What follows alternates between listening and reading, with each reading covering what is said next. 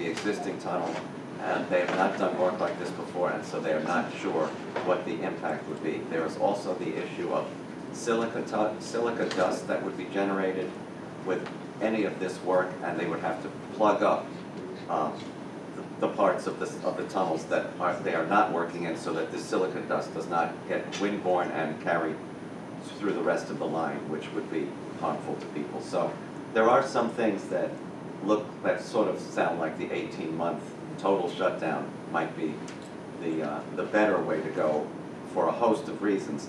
I have seen some of the alternative service plans, and I think the way you sell an 18 versus a 36-month shutdown is the quality of those alternate service plans. One of the reasons they must do the M train work first is because there will be extra M service, there will be extra J service, there will be extra G service during this Canarsie tube shutdown. I also suggested that there be a shuttle bus from the Bedford Avenue North 7th Street to Court Square, where you have the EM and the 7. Peter Caffiero said that there are existing buses, but Ronnie thought that might not be a bad idea, actually. You have to make it clear that the Bedford Avenue, which is now, I read, is one of the most expensive and most sought-after retail strips in the country, believe it or not. There has to be good access to that. You know, just a Bedford Avenue is open for business campaign is not going to do it. You really have to get people there. So they're looking at a lot of these plans, but it has not yet been decided whether the 18 or the 36 month. But the M train work is for sure going ahead. You probably saw today's screaming headlines. The MTA will be out of money by June 30th. That's the result of a pretty lengthy discussion yesterday at the board with the press asking the chairman, because we still don't have an approval of the capital plan. They're not even submitting it to the CPRB yet. This is the latest, and even Bob Foran said that at this rate you could well be paying for the current 2015 to 2019 capital plan when you're asking for the next one, which would not be good. So there is a point beyond which we don't have the money to put out RFPs and get procurements going and get work going. So several projects could be impacted by the lack of this capital plan, not the least of which are Phase 2 of 2nd Avenue, the R211 car procurement order, Long Island, well, there's not even any way. Long Island Railroad third track between Floral Park and Hicksville that's the governor came up with that. The 30 additional stations the governor came up with. I mean, there's no way, and the chairman said June 3rd, if we don't have the plan in place, you can't do any more RFPs, you can't do any more procurement. So he obviously stressed safety and state of good repair will not suffer, but expansion would suffer. And that's where we are as far as the capital plan. Yeah. If you remember at the PCAC meeting, I asked that question of Jim Brennan, and he basically said not to worry. I mean, that is what I heard him right. I hope he's right. Now, well, there is federal money involved that Congresswoman Maloney got for Phase 2. So there is money in there right now. Will that money be, did you get any idea of that money? That's what I asked Jim also, whether that money will still be able to be utilized for, you know, initial studies, plans. They have started scoping and I think some electrical types of work for Phase 2. But as far as actual construction, I don't think that federal funding that you're No, that wasn't for construction, but it was everything prepped so that with the state and city money coming in, that it would all be ready to go. An RFP. It's the state, yeah. And they were able to, did they, I think, now that's what you just said. Yeah, they can do that, but that's, if you looked at the book from yesterday, a lot of those projects, they put a little key on it if the 2015 to 2019 capital plan approval is required for that to go forward. So that's in there. Yeah. And that's several projects. So Second Avenue Phase 2 was not in yesterday's things. At all? Not at all, no. So even if the money does come through, it won't? I think you need some matching funds to continue the job. And it's sort of ironic that the governor beat up the mayor and got him to commit to the $2.3 billion, but when you ask the governor, and this is what 9 out of 11 speakers at the board yesterday had to say, it's an IOU, you know, when you need it, we'll have it ready, you know. I'm sure. So Monday's community meetings was more impressive. Riders Alliance got some very articulate people speaking in the public session and thinking if there was an appearance by any of the riders to speak up, because it doesn't happen that often. So I think it could be impactful to have our own members talk about it. We don't know where we will be at next month. Maybe we'll have great news. But if we don't, if we know that there's any members that would like to speak during public session, we can work with you to work on testimony, because it is getting to a pretty desperate. Obviously, I have been speaking out whenever I can. If you had wanted me to be there yesterday, I certainly would have. I think as many people as we can get, the better, because Yeah, the voice has to be. I want to clarify that the lack of a commitment from the governor is not what's making the MTA run out of money. No, it's the assembly. Well, it's the lack of an approved capital. Which is the state and the assembly. Which, yeah. And I think the way Jeff Kay phrased it was great, because he put it on Albany, you know, and he said Albany needs to come together. It's not really all of Albany, it's just the legislature. Well, the governor has a representative on CPRB as well. So however, They're all involved. but if anybody wants, please let us know and we'll work with you. Okay. Okay, if there's even more. But thank you. Can I ask, the Riders Alliance, have they taken the place of the strapping this It looks like they're overlapping an awful lot. They're They're sort of I think it's sort of, yeah, they're sort of by like, appearance anyway. yeah, sort of amoeba. Yeah, they're partnering on. You mean they have the same people? Moving together. They have the They're same doing people, everything or- jointly. They're doing everything jointly. Gene is on the board of Riders Alliance, and you know they seem to be more and more things seem to be joint efforts. I So, think Gene has great ideas, and John has the people that can also implement and get out there, so it seems like it's very natural. Okay, so the last thing I wanted to, since we've already discussed the W train public hearing, and we will discuss, well, I guess we don't have to discuss that in the new business since we've already. Well, it's not just the W train. It's the public hearing. well, it's the You may have seen articles about a movie being made about Darius McCollum, the infamous train and bus thief who has commandeered any number of subway trains and is now in jail. They're doing a movie apparently about his life. Julia Roberts would be starring as the attorney for Darius McCollum. Oh, yeah, you're not following it? Yeah, I mean, several board members have expressed their outrage, and Chuck Merdler, of course, being an attorney, asked the MTA to invoke the Son of Sam law to make sure that Mr. McCollum does not profit from his illegal activities, and that was brought up yesterday. And the MTA has agreed that they would pursue that course of action, so that and by the way, Mr. McCollum is quoted as saying, "Next will be an airplane." So, he's in jail right now. Yeah. He's just he loves trains, but you just can't go and take them. You know, you have to. buses too. Andrew, I Yeah. have a question. Buses That's too. what he's in jail for. That's what he's in Yeah. jail for, a bus. Yes. Andrew, I had a question, because when you mentioned about the L trains closure, I don't see a problem when you have to close it, but here's my question. People in Canarsie, you know, and they say, is there gonna be any additional second train gonna be connecting from Rockaway Parkway, then run by the James Z line? No. No. Service from Rockaway Parkway to Myrtle, Myrtle would stay exactly the same. You're not going to lose anything, and in fact, several of those folks probably transfer at Broadway Junction now to go for wherever, as opposed to riding a local the whole way. They probably go to the A train, Well, depending on their just to let destination. you know, it is gonna affect, I know this is gonna affect in Canarsie, that the ridership, people in the motorized wheelchair might go to Wyckoff and then take the M, or instead of taking the L train completely, they're gonna have to, because they're gonna be, the ridership's gonna rise on the B6 and the 82 going to the 2 train to Brooklyn College, or the 82 to go to the Q train? Because I know that's gonna be a heavy ridership on the 82. Is there gonna be any discussion? Oh, I should probably have also mentioned, since you bring that up, that during the times of the M train construction, the M will be extended to Broadway Junction, so it will run from 71st Avenue, Forest Hills to Broadway Junction as opposed to Metropolitan Avenue during those periods. The only problem is now, there's gonna be accessibility issue. Also, it's likely that there will be some new transfers established during all of this.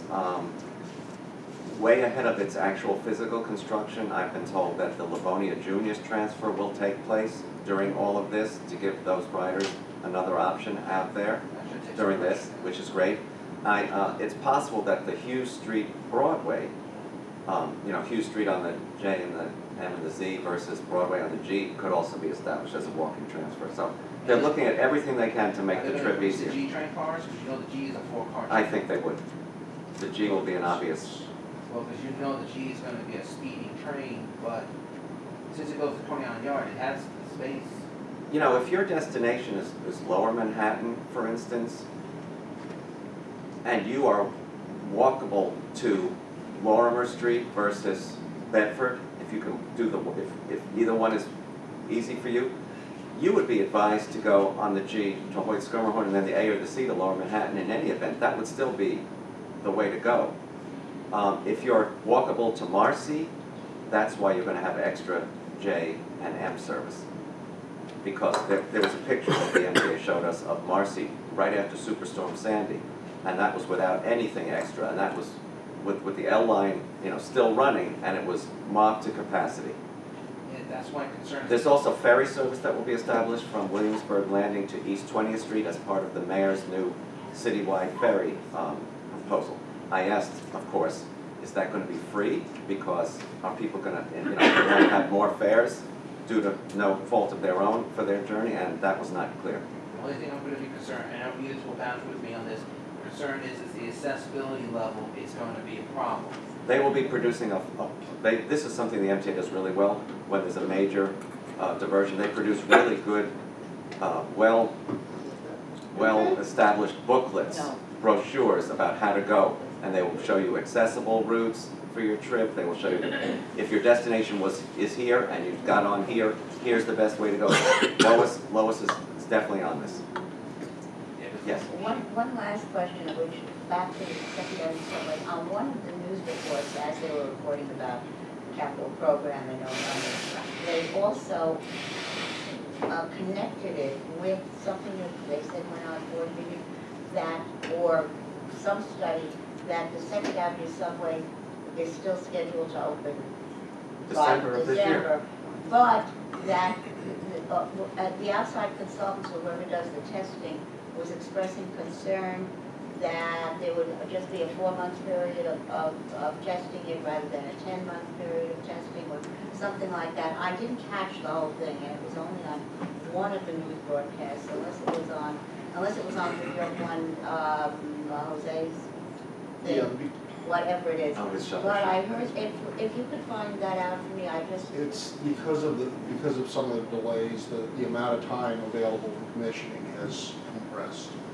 And what the independent engineer said basically is they believe that the testing and commissioning can be done in that time period as long as everything goes well, but they're concerned that if they have to come back and something fails a test, and then they have to do a change and come back and retest, there may not be enough time to do that. Well, the report was about to do with safety, that you need a 10-month shakedown period or whatever. The independent engineer, after reviewing the plans, agreed that obviously because they've ramped up to get this done on time, the contingency is not what it once was. It's under 50 million.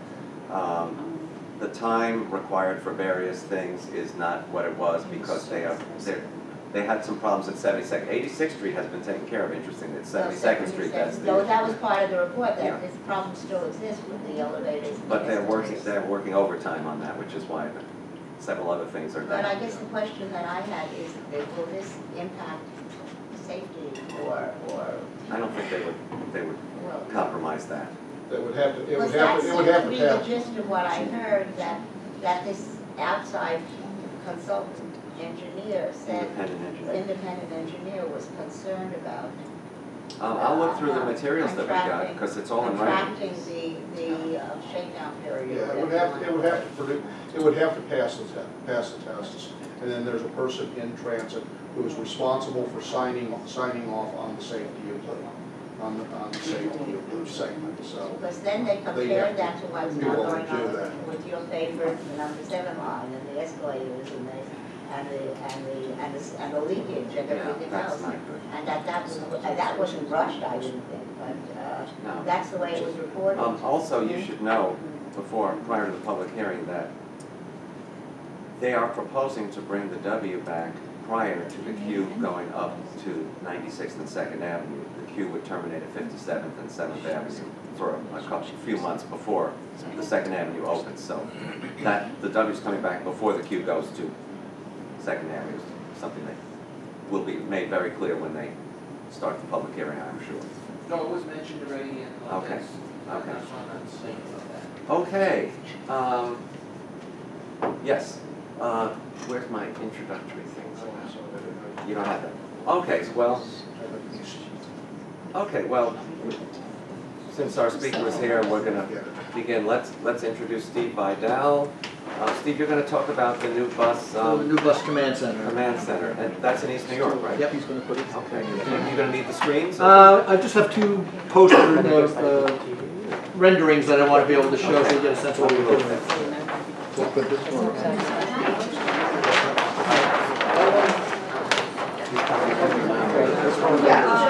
Why don't you come up with us? I'm just gonna have Thought you needed the electronic stuff. Never know what you're.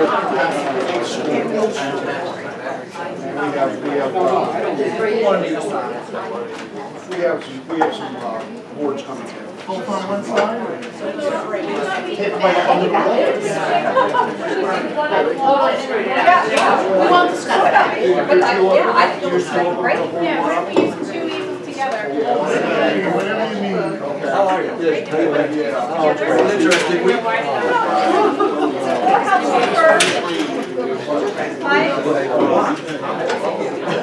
My interesting you together, good.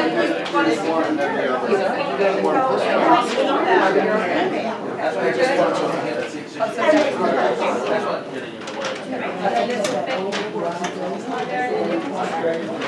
Okay, thank you. Andrew, Sure. nothing bad. We want to remind you last week.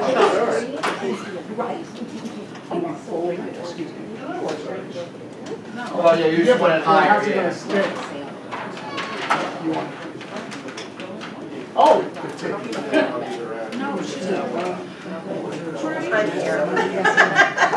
Let's take it at that. Oh, sorry. No, sorry. Hello, Edith. Hi. Left her here. She did it wrong, so everybody was afraid. Okay. Right. And I have, we I move anyway, because now. I know. My mother always said, I enjoy college. Hello, everybody. Good afternoon. No. Good afternoon, right. My name's Steve Vidal, and I'm the Vice President for Department of Buses, Safety Training, and Transportation. One of my responsibilities is managing our bus command center, which is our command and control center for our operation. I've been in that particular capacity for the last it's 4 years. This past Monday, I took that responsibility over. And when I took over the responsibility for the command center, one of the things that was really encouraging to me to embrace the new assignment I was getting was that we were taking what we had as a technology and capability in the command center that was 1990 technology, and we were going to be expanding it to where we're going to go in the future.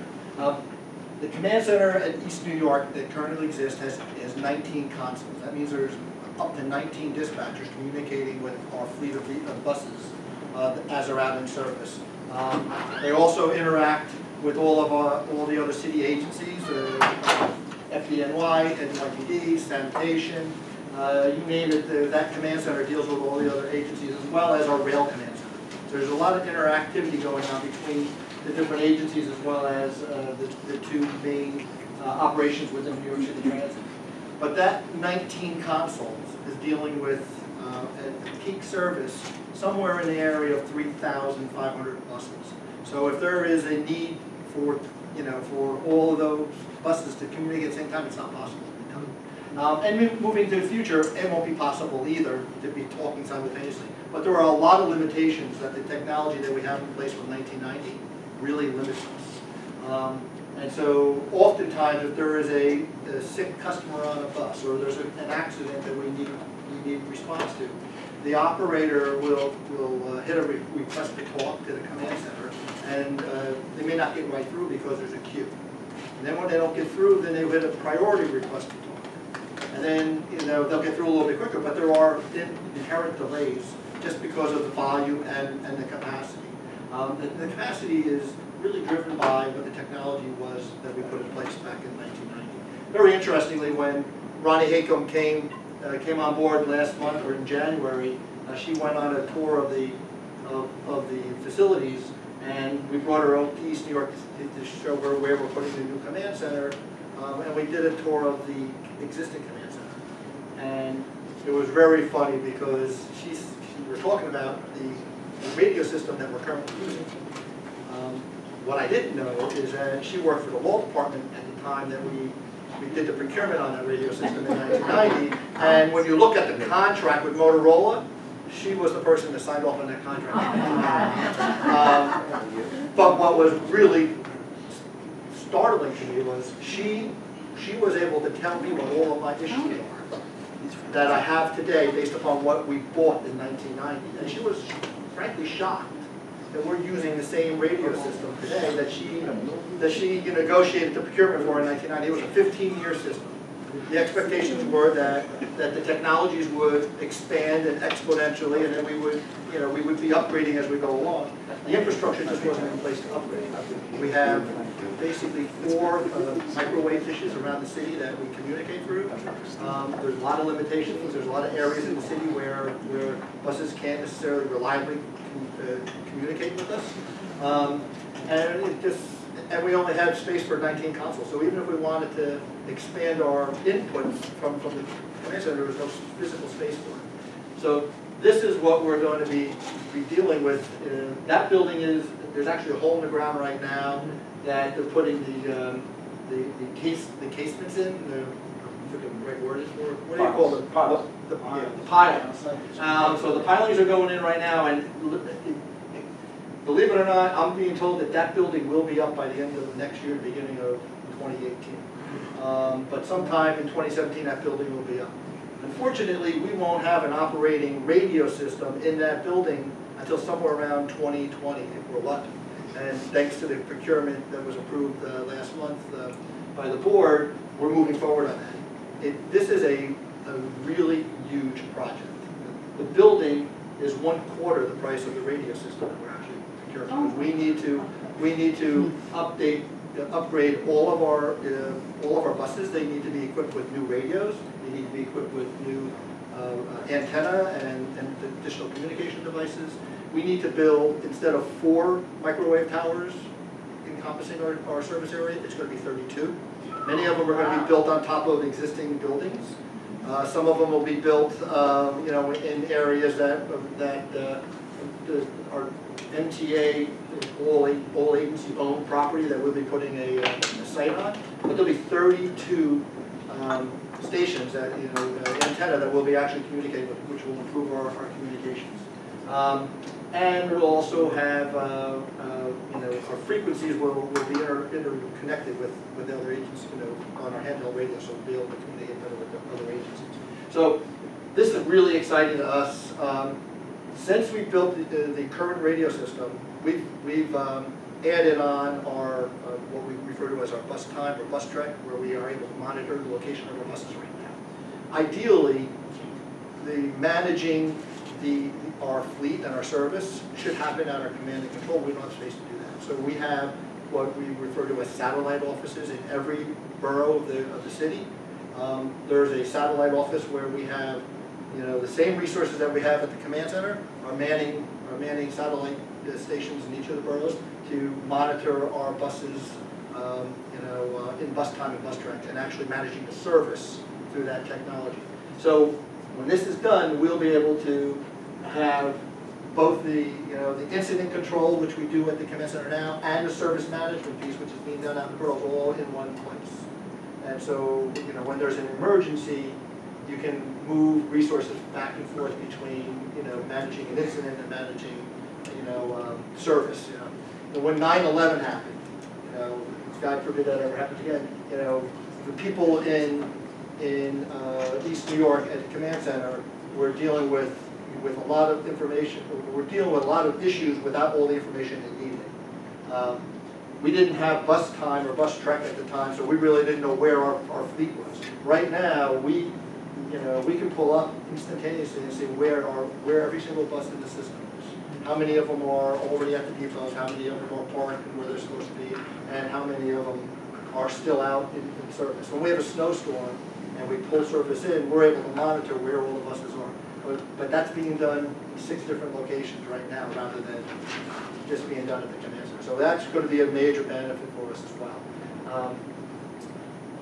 When Darrell asked me to take this new job on, he said, how long are you looking for me to stick around? Because I'm getting close to retiring. Well, until the new command center gets built and we're up and running. So I said, well, when's that going to be? He goes, 2017, so I signed up. And now I understand it's not until 2020. Did you get it in writing?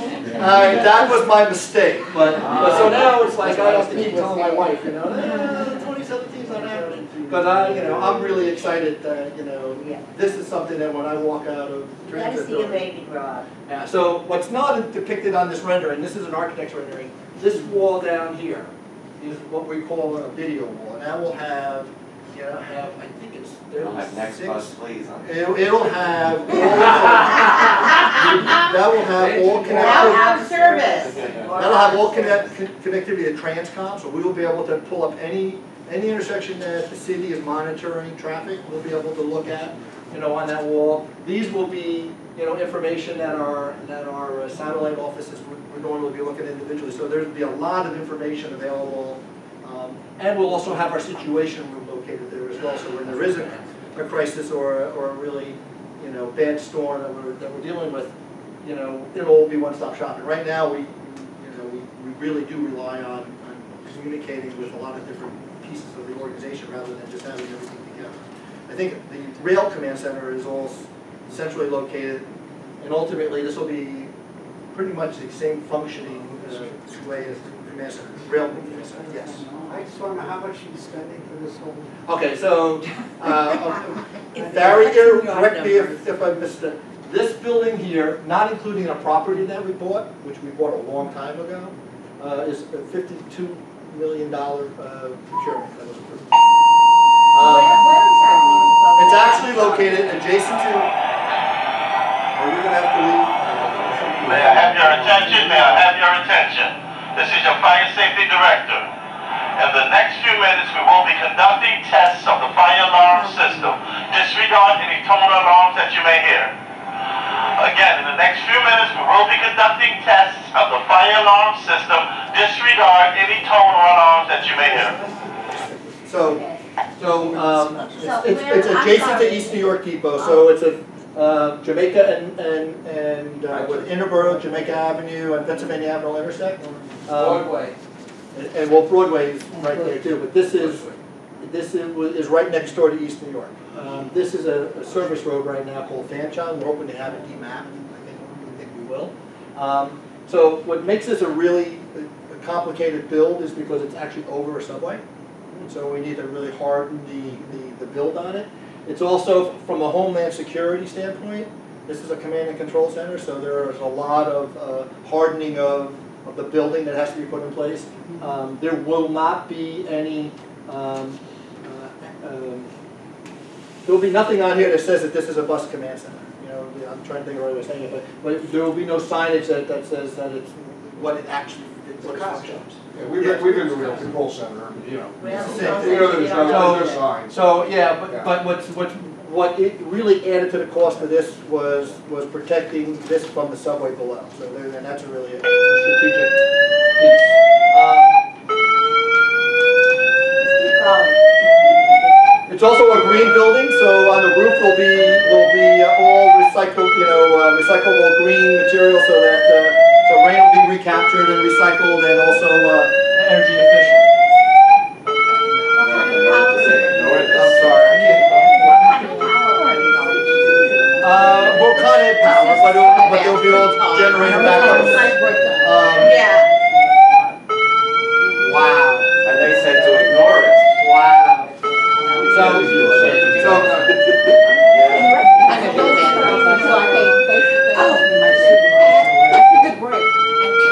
mind if I wait? It's gone.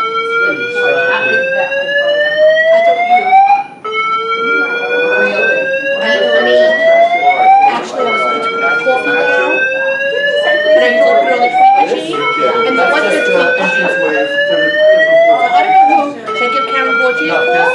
just flow. No, that's the front, right here. I was surprised to see it go. I am not, I mean, I can tell you it's not down in that. Okay. Okay.